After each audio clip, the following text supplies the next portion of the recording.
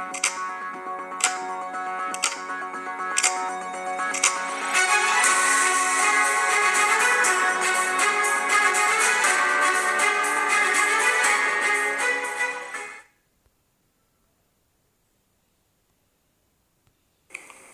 విద్యార్థులు, మీ అందరికీ శుభాశిస్సులు.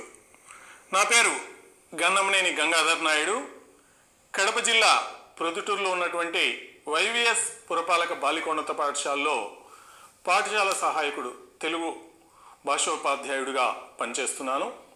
ఈరోజు మనం 10వ తరగతి తెలుగు వాచకంలో ఉన్నటువంటి ఒక చక్కటి పాఠమైనటువంటి ప్రకృతి సందేశం, మానవాళికి ప్రకృతి ఈ యొక్క గురువులాగా ఏ విధంగా సందేశాన్ని ఇస్తుందో ఈ యొక్క గేయ కవిత ద్వారా తెలుసుకుందాం. విద్యార్థులు, మీరంతా సిద్ధమేనా? ప్రియమైన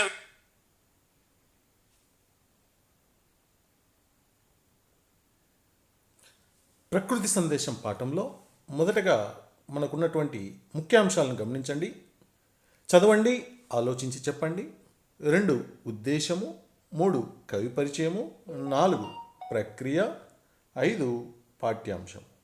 ఈ అంశాల గురించి మీరు ఈ వీడియోలో తెలుసుకోబోతున్నారు విద్యార్థులు. మరి ఈ ప్రకృతి సందేశం పాఠం యొక్క అభ్యసన లక్ష్యాలు ఏమో చూద్దామా? పాఠం ఉద్దేశాన్ని అవగాహన చేసుకొని మిత్రులతో చర్చిస్తారు. కవి పరిచయంలోని అంశాలను నేర్చుకొని విశ్లేషిస్తారు. గేయ కవిత ప్రత్యేకతను తెలుసుకొని గేయం పాడడానికి ఆసక్తి చూపుతారు. గేయం సారాంశాన్ని సొంత మాటల్లో తెలియజేస్తారు. ప్రకృతి మానవాళికి ఇస్తున్నటువంటి సందేశాన్ని గుర్తిస్తారు విద్యార్థులు. మరి పాఠంలోకి ప్రవేశించే ముందు ఇక్కడ మనకు పాఠంలో ఇచ్చినటువంటి చదవండి, ఆలోచించి చెప్పండి అనేటువంటి అంశంలో ఇచ్చినటువంటి పద్యాన్ని ఒకసారి గమనించండి. శీర్షపద్యం ఇది. కోడి కుంపటి దింపుకొని పిల్లలను పిలిచి కొసరి గింజియలేరు కొనుట నేర్పు. కోడి కుంపటి దింపుకొని పిల్లలను పిలిచి కొసరి గింజియలేరు కొనుట నేర్పు. ఈనక మున్నె మృగభామ పిల్లలకు వెనువెంట చెంగులు బెట్ట నేర్పు. ఈనక మున్నె మృగభామ పిల్లలకు వెనువెంట చెంగులు బెట్ట నేర్పు. ముందు పుట్టిన తీవే పందిరికెగబ్రాకి. ముందు పుట్టిన తీవే పందిరికెగబ్రాకి. పసితీవియకు వెంట బ్రాక నేర్పు. నడువనేర్చిన బిడ్డ బుడత తమ్ముని. నడువనేర్చిన బిడ్డ బుడత తమ్ముని. ప్రేమ నడుగులో నడుగులేయంగ నేర్పు. నడువనేర్చిన బిడ్డ బుడత తమ్ముని.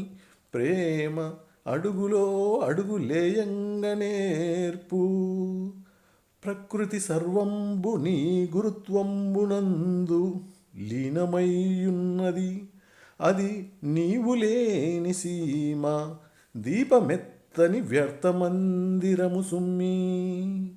ప్రాభవంబోయి నీ నోటి వాక్యమునకు.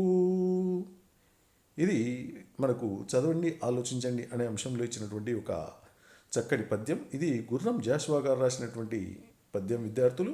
దీని యొక్క భావాన్ని గమనిద్దామా? చూడండి. కోడి కుంపటి దింపుకొని పిల్లలను పిలిచి కొసరి గింజియలు ఏరుకుంటే నేర్పు. చిత్రంలో మీరు గమనించారు కదా. కోడి కుంపటి దింపుకొని, కుంపటి అంటే ఇక్కడ తన రెక్కల మాటున పక్షి, కోడి అనేటువంటిది ఏ గద్దో లాంటి పక్షి వచ్చి తినిపోకుండా తన రెక్కల మాటున దాచిపెట్టుకుంటుంది అనమాట. అలా వాటన్నింటినీ కిందికి దించుకొని రెక్కల మాటలోంచి పక్కకు తీసి ఏం చేస్తుంది, తన బిడ్డలకు ఏ విధంగా ఆహారం భుజించాలో, గింజలు ఏ విధంగా సేకరించాలో నేర్పిస్తుంది. అలాగే ఈనక మున్నె మృగభామ పిల్లలకు వెనువెంట చెంగులు బెట్ట నేర్పు. అంటే ఒక జంతువు అనేటువంటిది అది ఈనిన తర్వాత, ప్రసవించిన తర్వాత తన పిల్లలకు ఏ విధంగా గెంతులు వేస్తూ నడకలు నేర్చుకోవాలో నేర్పిస్తుంది విద్యార్థులు. ఇంకా ఏమంటున్నాడు? తీగ ముందు పుట్టిన తీవె పందిరి ఎగబ్రాకి. ముందుగా పుట్టినటువంటి ఒక తీగ తన పైకి పందిరికి ఎగబ్రాకుతుందట. పసితీగకు అంటే లేత తీగ ఆకులు ఉంటాయి కదా, దాని వెంట వచ్చేటువంటివి, ఆ వెంట వచ్చేటువంటి ఆ తీగలకు ఏ విధంగా పైకి ఎగబాకాలో ఒక ఆధారంలాగా అవి చేయబట్టుకొని ముందుకు ఆ లేత తీగలను పైకి ఎగబ్రాకడానికి నేర్పిస్తాయట. చూడండి, చెట్లకు అల్లుకున్నటువంటి ఆ తీగల యొక్క దృశ్యాన్ని కూడా మీరు గమనించవచ్చు. నడువ నేర్చిన బిడ్డ బుడత తమ్ముని ప్రేమ, అడుగులో అడుగులేయంగ నేర్పు. ఇంట్లో ఒక పెద్ద అబ్బాయి అంటే ఆ ముందుగా పుట్టినటువంటి ఆ బిడ్డ తన యొక్క తమ్ముడికి, అప్పుడప్పుడే నడక నేర్చుకుంటున్న చిన్న తమ్ముడికి ఏ విధంగా నడవాలో తను చేయబట్టుకొని ఇలా నడవాలి అని చెప్పి నేర్పిస్తుంటాడు. ఈ విధంగా ప్రకృతి సర్వంబు నీ గురుత్వంబునందు లీనమయ్యున్నది, అది నీవు లేని సీమ దీపమెత్తని వ్యర్థమందిరము సుమ్మి, ప్రాభవంబోయి నీ నోటి వాక్యమునకు. అంటే ప్రకృతి సర్వము ఈ యొక్క మనకు గురువులాగా ఒక సందేశాన్ని ఇస్తూ ఉంటుంది. ఆ ప్రకృతి లేనటువంటి ఆ ప్రదేశం అంతా ఎలా ఉంటుందంటే, ఈ యొక్క విశ్వంలో ఆ ప్రకృతి అనేది లేనటువంటిది ఎలాంటిదంటే, ఒక దీపం పెట్టని ఒక మందిరము అంటే ఇల్లు కావచ్చు, దేవాలయం కావచ్చు, అలాంటిది. ఆ యొక్క అందులో పాడుపడిపోయినటువంటి దేవాలయం ఎలా అయితే ఎందుకు ఉపయోగకరం కాదో అలాంటిది. అలాగే ఒక దొరతనం అంటే ప్రాభవం అంటే అధికారం కోల్పోయినటువంటి వాడి యొక్క మాటలకు విలువ ఉండదు. అలా ప్రకృతి లేనటువంటి ప్రదేశం అంతా కూడా ఎందుకు పనికిరానేటువంటి ప్రదేశంగా మారిపోతుంది.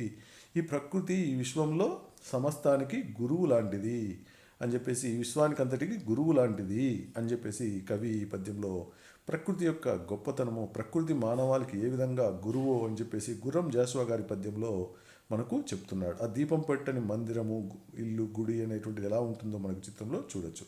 కాబట్టి ఈ విశ్వం అంతా కూడా ప్రకృతి గురువు లాంటిదని మనకి ఈ పద్యం ద్వారా తెలుస్తుంది. విద్యార్థులు మరి ఈ పద్యానికి ఇచ్చినటువంటి ప్రశ్నలు కూడా జవాబులు భావాన్ని ఒకసారి చదువుకొని తర్వాత ప్రశ్నలకు జవాబులు నేర్చుకుందాం.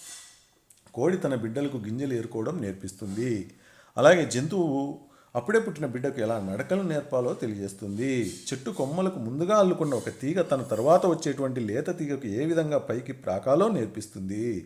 అలాగే తనకంటే ముందు పుట్టినటువంటి సోదరుడు అన్న తన తర్వాత ఉన్నటువంటి చిన్న తమ్ముడికి బుడిబుడికి నడకల్లో ఏ విధంగా నడవాలో సాయం చేస్తున్నాడు. అలాగే సమస్త ప్రకృతి ఈ గురుభావంతోనే లీనమై ఉన్నది. ఆ ప్రకృతి లేనటువంటి ప్రదేశము దీపమే లేనటువంటి దేవాలయము లేదా ఇల్లు లాంటిదని.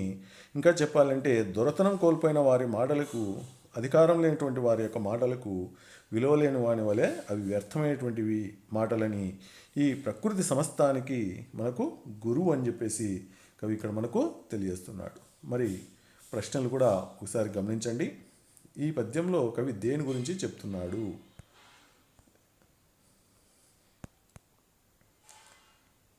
ఏ దాని గురించి చెప్తున్నాడు?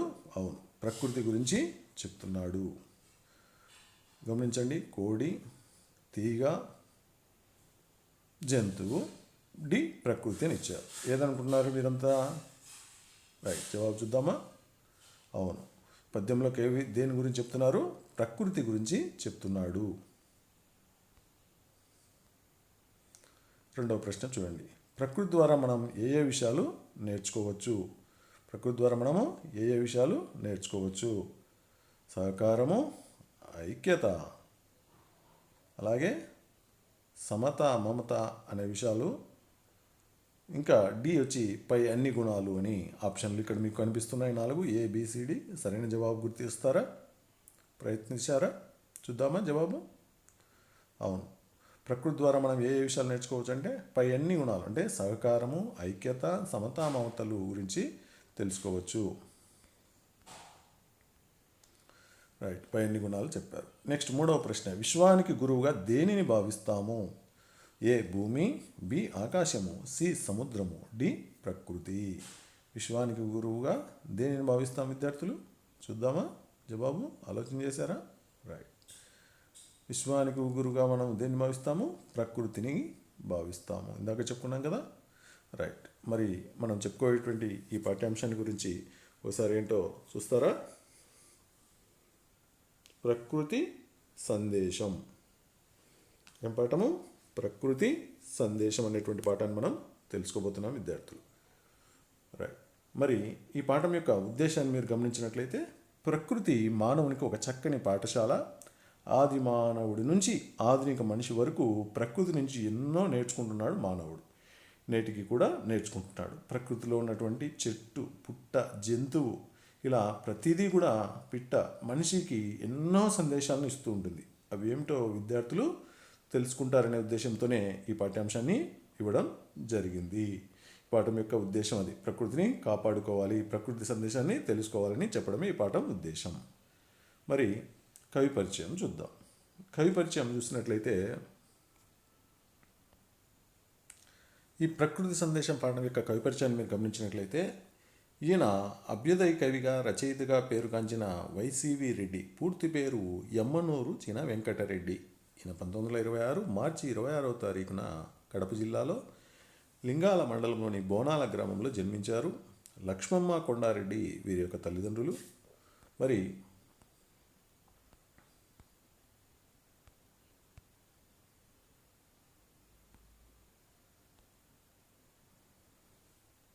వీరి రచనలు ముఖ్యమైనవి తొలకరి చినుకులు, మేనక, రంభ, సింధూరరేఖ, రక్షణ నిలయము, వైజయంతి, పారిజాత మొదలైనటువంటి కావ్యాలు. ఈయన గట్టి గింజలు అనేటువంటి కథా సంపుటిని రచించారు. 1989 అక్టోబర్ 8న కడపలో జిల్లాలో పరమపదించారు. ఇది వైసివి రెడ్డి గారి యొక్క కవి పరిచయం విద్యార్థులు. ఇది ప్రక్రియ గేయ కవిత. ప్రకృతి సందేశం పాఠం గేయ కవిత ప్రక్రియకు చెందింది. గేయ కవిత అంటే ఏంటంటే, గేయ కవిత అనేది పాడటానికి, లయబద్ధంగా చదవడానికి వీలైనటువంటిది. గేయంలో లేదా గేయ కవితలో శబ్ద సంబంధమైనటువంటి లయ అనేటువంటిది ఉంటుంది. అందువల్ల అవి లయబద్ధంగా పాడవచ్చు లేదా చదువుకోవచ్చు. మరి అలాగే గేయంలో మాత్రాగణాలు ఉంటాయి. ఈ మాత్రాగణాలు మనకు ఛందస్సులో మీరు నేర్చుకుంటూ ఉంటారు. దీనిలో ఏ వస్తువునైనా సరే వర్ణించి చెప్పడానికి గేయ కవితలో అవకాశాలు ఉంటాయి విద్యార్థులు. ఇది గేయ కవిత అనేటువంటి ప్రక్రియ గురించి.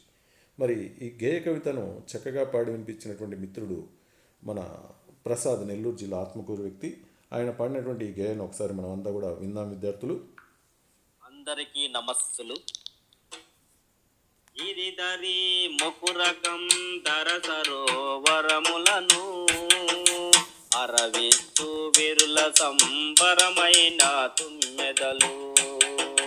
గిరిధరి ముకురకం ధర సరోవరములను అరవిస్తూ విరుల సంబరమైన తుమ్మెదలు. వసంత వేళవే భ్రమకంతుకితమైన సహకార మంజరి సహకారములు పికములు అందించే సందేశముల్ సంస్కృతి సదన మంజుల గానముల్. ఆవేశ గమనలై ఆలింగనము చేసే గిరిశేఖరముల సుందర మేఘమాలికలు. కొండకో నలలో నా నిండుగా పుష్పించి అల్లి పిల్లిగా చెట్ల నన్ను కొన్నల తాళి. అనుశాసనములిచ్చనా మధురమో ఐక్యతను కాంక్షించరా. అనుశాసనములిచ్చరా మధురమో ఐక్యతను కాంక్షించరా. గగన కాంతకు వింత కాంతి కన్నుల నింపి పసరు రెక్కల వేపు వలరాజు తేజీలు. గుసగుసలతో కొమ్మ కొమ్మపై నివసించి ముక్కులా నిందులకు ముఖి పిట్ట దంపతులు. అనురాగ సందేశముల్ ప్రజలకై అందించే సాకూతముల్. చరటారుణ కవులు కరిగిపోయడి వేళ పురివిప్పి నాట్యముల్ పోహలించడి నెమ్మి. పైనుండి మలకలై పారుసెల కన్నెలకు ఆటపాటల నేర్పు అలసమౌ తెమ్మెరలు. సమయ దీక్షల నిత్యను స్వేచ్ఛకై తమ మమతల తెచ్చెను. కష్టపడి నష్టపడి కలిసి కట్టుగా నడచి తిండి గింజల తెచ్చిన తీరు మలబారు. కష్టపడి నష్టపడి కలిసి కట్టుగా నడచి తిండి గింజల తెచ్చిన తీరు మలబారు.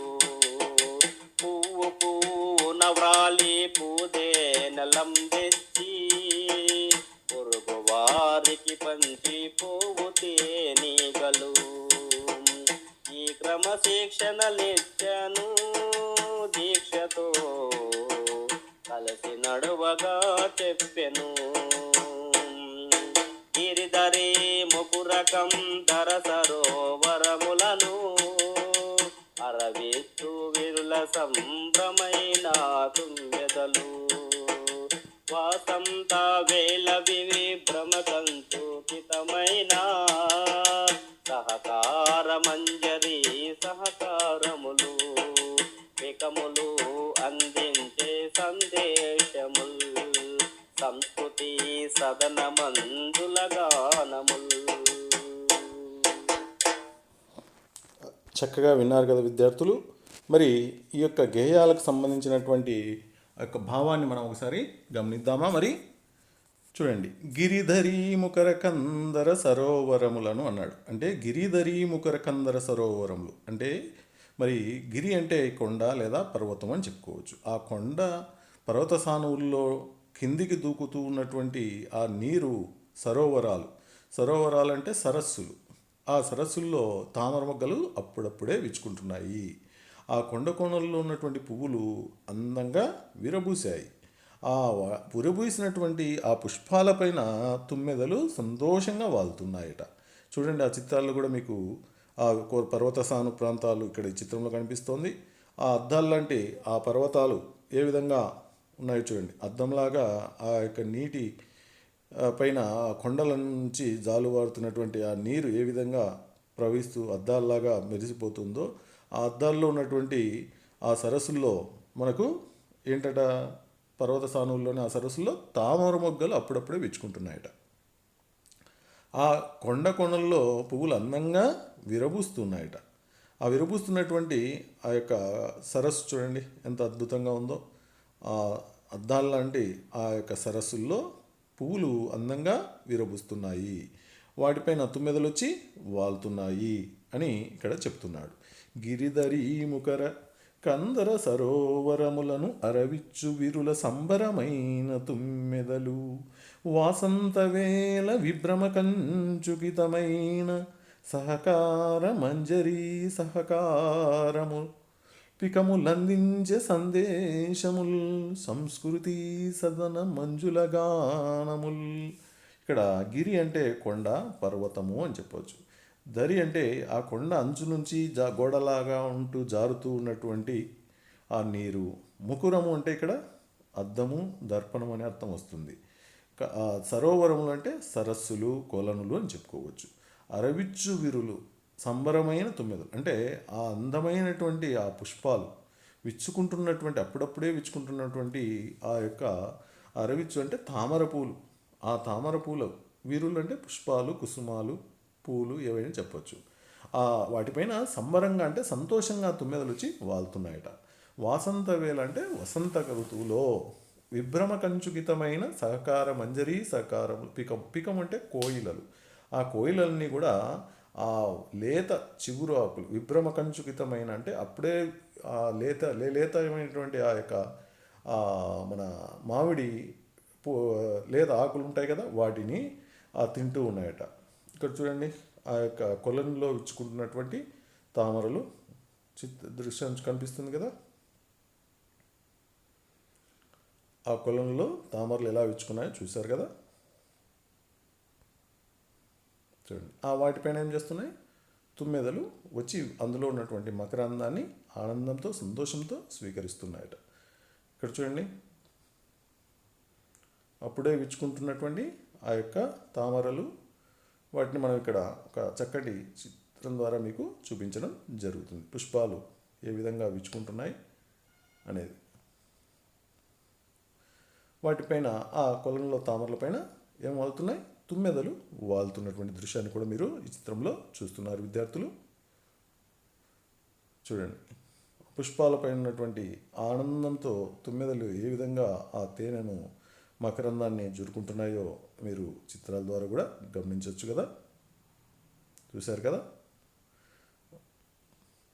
తర్వాత ఏమంటున్నాడు కవి అంటే, వాసంత వేళ విభ్రమ కంచుకితమైన సహకార మంజరీ సహకారము పికములు అందించే సందేశము సంస్కృతి సదన మంజుల గానములు అన్నాడు. అంటే వసంత ఋతువు వచ్చినప్పుడు ఆ యొక్క మామిడి చెట్ల యొక్క లేత ఆకులు ఎలా ఉన్నాయో పూతతో కూడినటువంటి ఆ యొక్క దృశ్యాలను కూడా మీరు ఇక్కడ చూస్తున్నారు కదా విద్యార్థులు. వసంత ఋతువులో లేత చిగుళ్ళ కోసం కోకిలలు చెట్ల కొమ్మలపై వాలి తిరుగుతున్నాయి. అవి ప్రకృతితో మమేకమై జీవిస్తూ మానవులందరికీ కూడా గొప్ప సందేశాన్ని ఇస్తున్నాయి. ఆ కోకిల చిత్రాన్ని కూడా మీరు గమనించవచ్చు విద్యార్థులు. మరి ఈ మొదటి గేయ కవితలో చరణాల్లో చెప్తున్నటువంటి భావం ఏంటంటే, పర్వత సానువుల్లోని సరస్సుల్లో తామర మొగ్గలు అప్పుడప్పుడే విచ్చుకుంటున్నాయి. కొండ కోనలలో పువ్వులు అందంగా విరబూశాయి. వాటిపైన తుమ్మెదలు సంతోషంగా వాలుతున్నాయి. ఆ వసంత ఋతువులో లేత చిగుళ్ళ కోసం ఈ యొక్క కోయిలలు చెట్ల కొమ్మలపై తిరుగుతున్నాయి. అవన్నీ కూడా ప్రకృతితో మమేకమై ఉన్నాయన్నమాట. అవి మానవులందరికీ ఏమని సందేశం ఇస్తున్నాయంటే, మానవులారా మీరు కూడా మాలాగే ఒకరికొకరు సహకరించుకుంటూ జీవించాలని, మన సంస్కృతి గొప్పదనాన్ని శ్రావ్యంగా పాడుకోండయ్యా అని చెప్పేసి ఈ యొక్క సరస్సుల్లో ఉన్నటువంటి సరస్సులు వచ్చేసి మనకు పర్వతసానువుల నుండి జారువారుతున్నటువంటి నీళ్లు అద్దాల వంటి సరస్సుల్లో చేరుతున్నాయి. ఆ యొక్క చేరిన తర్వాత ఆ కొలంలో ఏమవుతున్నాయి, తామరలు విచ్చుకుంటున్నాయి. ఆ విచ్చుకుంటున్న తామరలు తుమ్మెదలకు సంబరాన్ని కలిగిస్తున్నాయి. ఆ యొక్క సంబరాన్ని సరస్సులు పూలన్నీ కూడా తుమ్మెదలకు ఆనందాన్ని కలిగిస్తున్నాయి. అంటే ఇవి ఒకరికొకరు పరస్పరము సహకరించుకుంటూ జీవిస్తున్నాయి కదా. అలాగే మామిడి లేత చిగుర్లు అనేటువంటివి వసంత ఋతువులో మనకు వస్తున్నాయి. ఆ యొక్క చిగుర్లన్నీ కూడా తింటున్నటువంటి కోకిల తిని ఆ ప్రకృతితో హాయిగా జీవిస్తూ చక్కగా కుహు కుహు అంటూ పాటలు పాడుకుంటూ ఉన్నాయి. అదే మనకి ఇక్కడ చిత్రంలో చూడండి, లేత చిగుర్లను తింటున్నటువంటి ఆ యొక్క పక్షులు. ఆ కోయిలలు ఆ లేత చిగుర్లు తిని చక్కగా శ్రావ్యంగా పాడుకుంటూ ప్రకృతితో మమేకమై జీవిస్తున్నాయి. అలాగే మానవులు కూడా ఈర్ష్య, అసూయ, ద్వేషాలు మాని ఒకరికొకరు సహకరించుకోవాలి, ప్రకృతిని చూసి నేర్చుకోండి అని ప్రకృతి సందేశం ఇస్తుంది విద్యార్థులు. ఇది మొదటి చరణంలో మనకు చెప్తున్నటువంటి కవి యొక్క ఆలోచన. మన సంస్కృతిని గౌరవించుకోవాలి, మరి జీవనం అంతా కూడా సాగించాలి అని చెప్పేసి ప్రకృతి మనకు ఒక గొప్ప సందేశం ఇస్తుందని కవి చెప్పడం జరిగింది. తర్వాత రెండవ చరణంలో కవి ఏం చెప్తున్నాడు, ఆవేశగమనలై ఆలింగనము చేసే గిరిశేఖరముల సుందర మేఘమాలికలు కొండ కోనలలోన నిండుగా పుష్పించి అల్లి బిల్లిగా చెట్ల నల్లు కొన్నల తాలి అనుశాసనములిచ్చెరా మధురమౌ ఐక్యతను కాంక్షించెరా. చూడండి, ఇక్కడ ఆవేశగమనములై ఆలింగనము చేసే గిరిశేఖరముల సుందర మేఘమాలికలు అన్నాడు. అంటే గిరిశేఖరం అంటే కొండ శిఖరాలు.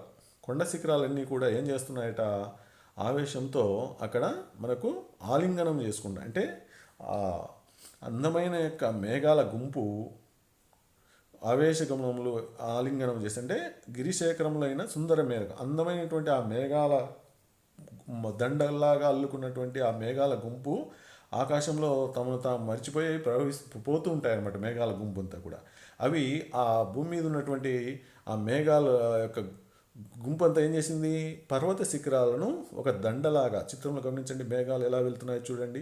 అవన్నీ కొండలను ఆవేశంతో వచ్చి ఆలింగనం చేసుకుంటున్నాయి, అంటే వాటి మీద వాలిపోతూ ఉన్నాయన్నమాట. అది చూడండి, ఆ మేఘాలు కొండల మీద ఎలా వెళ్తున్నాయో గమనించారా దృశ్యంలో. ఆవేశగమనములై ఆలింగనము చేసే గిరిశేఖరముల సుందర మేఘమాలికలు. మేఘమాలిక అంటే దండ. మేఘాలు ఒక దండలాగా వచ్చి ఆ కొండలను ఇది చేసుకున్నాయి అన్నమాట, కౌగిలించుకున్నాయని చెప్తున్నాడు.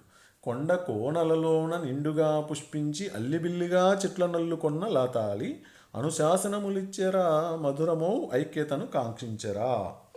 మరి ఇక్కడ కొండ కోణల్లో నిండుగా పుష్పించినటువంటి అల్లిబిల్లిగా చెట్ల నల్లుకొన్న లతాలి అంటే తీగలకు చెట్ల మీద ఆ యొక్క పూల యొక్క తీగలన్నీ కూడా అల్లుకున్నాయట. అవన్నీ కూడా ఏం చేస్తున్నాయంటే మానవులకు గొప్ప సందేశాన్ని ఇస్తున్నాయి. ఆ యొక్క ఇది చూడండి, తీగలు అల్లుకున్నటువంటి ఆ చెట్లకు అల్లుకున్నటువంటి పుష్పాల యొక్క తీగలు ఇవన్నీ కూడా మానవులకి ఏ విధంగా సందేశిస్తున్నాయంటే పుష్పాలు పుష్పించినటువంటి ఆ తీగలను చెట్లన్నీ అల్లుకున్నాయి. అందమైనటువంటి ఆ మేఘాల గుంపు కొండల శిఖరాలను పెనవేసుకున్నాయి. ఇట్లా మానవులందరూ కూడా మాలాగే కలిసిమెలిసి ఉండాలి మీరంతా కూడా అని చెప్పడం ఈ యొక్క కవి యొక్క ఈ చరణంలోని ముఖ్య ఉద్దేశం. అనుశాసనం అంటే ఆజ్ఞ. కొండల్లో నిండుగా పుష్పించినటువంటి అందమైన మేఘాల గుంపు దండరూపం ధరించాయి. ఆకాశంలో అవి తమను తాము మరిచి వేగంగా కదిలిపోతూ పర్వత శిఖరాలను కౌగిలించుకున్నాయి. కోణల్లో పుష్కలంగా పూలు పూచినటువంటి ఆ తీగలు చెట్లను ఒద్దికగా పెనవేసుకున్నాయి. ఇవి మానవులకు ఒక ఉపదేశాన్ని, ఆజ్ఞను ఇస్తున్నాయి. ప్రజలందరూ కూడా మాలాగే అన్యోన్యంగా కలిసిమెలిసి ఉండాలని, ఐక్యంగా ఉండాలని కోరుకుంటున్నాయి. అది మనకి రెండో చరణంలో కవి చెప్పినటువంటి గేయ కవిత. చూడండి, ఆ కోణంలో పుష్కలంగా పూలు పూచిన తీగలు చెట్లను ఎలా ఉద్దిగా పెనేసుకున్నాయో ఇవన్నీ కూడా మీరంతా కూడా ఎటువంటి అసూయ, ఈర్ష్య, ద్వేషాలు లేకుండా అనురాగంతో ఒకరికొకరు ఐకమత్యంగా జీవించండి అయ్యా, ఒకరికొకరు కలిసిమెలిసి జీవించండి అని చెట్లకున్న తీగలు కావచ్చు, కొండలను ఆనుకొని వెనవేసుకొని వెళ్తున్నటువంటి మేఘాల గుంపు కావచ్చు, ఈ విధంగా సందేశాన్ని ఇస్తున్నాయని కవి యొక్క ఆలోచన విద్యార్థులు. తర్వాత చరణంలో ఏమంటున్నాడు? గగన కాంతకు వింత కాంతి కన్నుల నింపి పసరు రెక్కల విప్పువల రాజు తేజీలు. అంటే పచ్చని రెక్కలను విచ్చుకున్నటువంటి మన్మథ వాహనమైనటువంటి ఈ యొక్క ఆకుపచ్చ రెక్కలు కలిగినటువంటి రామచిలుకలు ఆకాశం అనేటువంటి స్త్రీకి ఆ యొక్క బాణాలు వేస్తున్నట్లుగా, ఆకర్షిస్తున్నట్లుగా, అభిమానిస్తున్నట్లుగా కవి మనకు చెప్తున్నాడు. చూడండి, మన్మథ వాహనమైనటువంటి రామచిలుకలు ఆకాశం అనే స్త్రీ కన్నుల్లో వింత కాంతులను నింపుతున్నాయి. అవి తమ తేజవంతమైన రెక్కలను విప్పుతున్నాయి. మన్మథ వాహనమైనటువంటి రామచిలుకలు ఆకాశంలో తేజవంతంగా ఎగురుతూ ఆ యొక్క ప్రకృతిలో మమేకమై పోతూ ఉన్నాయట. గుసగుసలతో కొమ్మపై నివసించి ముక్కులానించు లకుముకు పిట్ట దంపతులు అనురాగ సందేశములు ప్రజలకై అందించే సాకూతములు. అనురాగం అంటే ప్రేమాభిమానాలు. ఇక్కడ ఆ లకుముకు పిట్టల జంట ఎంత అన్యోన్యంగా కొమ్మలపై వాళ్తూ ఒకరికొకటి అనురాగంతో గుసగుసలాడుతూ మానవులకు సందేశిస్తున్నాయి. ప్రజలందరూ కూడా మీరు మాలాగా జీవించండి అని. చూడండి, ఆ యొక్క పక్షులు ఏ విధంగా అనురాగంతో ఒకరికొకటి కలిసిమెలిసి జీవిస్తున్నాయి. నేటి కాలంలో మరి మానవులు అనేటువంటి వారు ఆ అనురాగము, ప్రేమ, అభిమానాలు అనేటువంటివి మర్చిపోతున్నారు కదా. అటువంటి మర్చిపోకుండా మాలాగా జీవించి కలిసిమెలిసి ఉండండి అని మనకి ఇక్కడ చెప్తున్నాయి. మానవులకు సందేశాన్ని ఇస్తున్నది ఎవరు? అడవులు, జంతువులు, నదులు, ప్రకృతి. మరి ఈ మూల్యాంకనంలో ఇప్పుడు జరిగినటువంటి ఆ 3 చరణాల గేయ కవితలకు సంబంధించి మూల్యాంకన ప్రశ్నలు మీరు గమనించినట్లయితే కింది వాటికి జవాబులు చెప్పండి. మానవులకు సందేశాన్ని ఇస్తున్నది ఎవరు? అడవులు, జంతువులు, నదులు, ప్రకృతి. సరైన సమాధానం గుర్తించారు కదా. ప్రకృతి. మానవులకు సందేశాన్ని ఇస్తున్నది ఎవరు? ప్రకృతి. తర్వాత ప్రశ్న చూడండి, ప్రకృతి సందేశం పాఠ్యాంశ రచయిత ఎవరు? A. YCV Reddy, B. Narayana Reddy, C. Viswanath Reddy, D. Ramanareddy. సరైన సమాధానాన్ని గుర్తించారు కదా విద్యార్థులు. చూద్దామా మరి.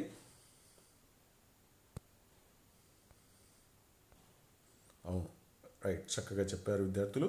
ప్రకృతి సందేశం పాఠ్యాంశ రచయిత వైసీవి రెడ్డి. తర్వాత ప్రశ్న చూద్దామా. వైసీవి రెడ్డి రచించిన కథా సంపుటి పేరు ఏమిటి? వైసీవి రెడ్డి రచించిన కథా సంపుటి పేరు ఏ. తిండి గింజలు, బి. గడ్డి గింజలు, సి. గట్టి గింజలు, డి. జొన్న గింజలు. బాగా చూడండి, వైసీవి రెడ్డి రచించిన కథా సంపుటి పేరు ఆలోచన చేశారా? జవాబు చెప్పండి. చూద్దామా మరి. అవును, ఏ. తిండి గింజలు, బి. గడ్డి గింజలు, సి. గట్టి గింజలు. కరెక్ట్ సమాధానం సి. గట్టి గింజలు. కథా సంపుటి.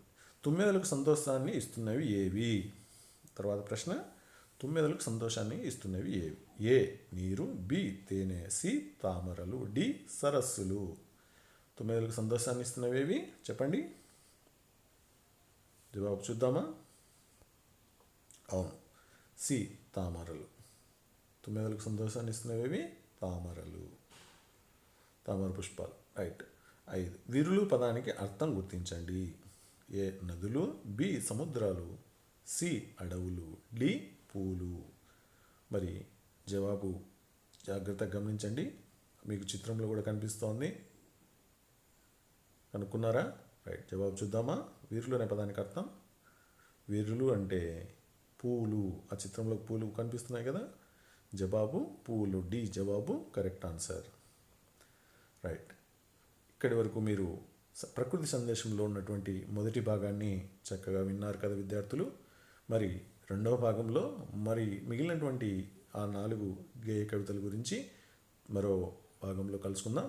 అక్కడ మరిన్ని విషయాల గురించి ప్రకృతి ఏమని సందేశం ఇస్తుందో తెలుసుకుందామా విద్యార్థులు? మరి ఇక సెలవు. తర్వాత భాగంలో మళ్ళీ మనం కలుసుకుందాం.